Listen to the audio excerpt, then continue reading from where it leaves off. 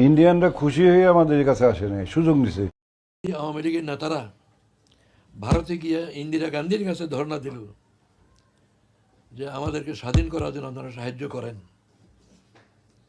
তখন আমরা মহা চিন্তায় পড়লাম যে ভারত তো আমাদেরকে স্বাধীন করতে আসবে না, তারা আজও তাদের স্বার্থে তারা আসছে, তাদের স্বার্থে। সেই স্বার্থটা কি? এক নম্বর শর্ত হলো তাদের চির দুশ্মন পাকিস্তানকে দুর্বল করা। যদি পাকিস্তান থেকে ইস্ট পাকিস্তানকে আলাদা করতে পারে তাহলে পাকিস্তান দুর্বল হলো।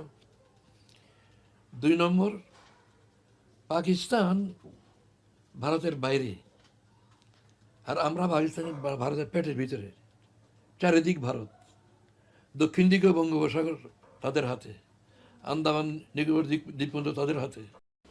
महान देशभक्त शहीद इंदिरा गांधी जी, जिन्होंने सफल कूटनीति के बल पर अमेरिका के राष्ट्रपति निक्सन का मुकाबला करके पाकिस्तान का विभाजन करवाया, बांग्लादेश बनाया, 1 लाख पाकिस्तानी सैनिकों को आत्मसमर्पण करने पर मजबूर किया, उन्होंने कभी इसका श्रेय लेने की कोशिश नहीं की।